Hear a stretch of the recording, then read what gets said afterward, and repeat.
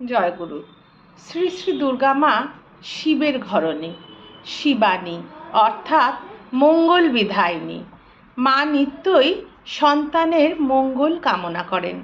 যে সন্তানটি অবাধ্য, মায়ের কথা শোনে না, তার জন্য মায়ের চিন্তা থাকে। তিনি কাউকেই ফেলে দেন না, সবার ভালো করেন, সবাইকে তার কোলে আঁকড়ে রাখতে চান।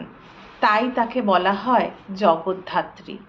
জগদ্ধাত্রী অভিধার কারণ ব্যাখ্যা করতে গিয়ে পরম দয়াল শ্রী শ্রী ঠাকুর বললেন, তিনি বিক্ষুব্ধতা ও বিচ্ছিন্নতাকে সুসংশ্লিষ্ট করে তোলেন।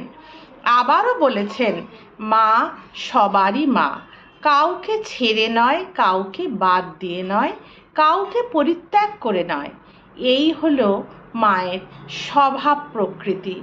তিনি যেন জীবজগতের একাত্ম বিধানের এক দম্বল স্বরূপ।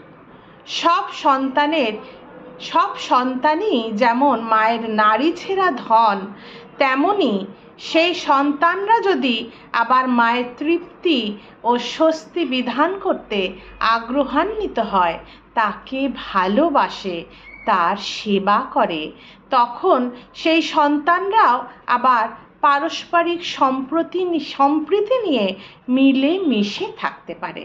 তাদের মধ্যে বিক্ষোভ বা বিচ্ছেদ মাথা চারা দিতে একদমই পারে না।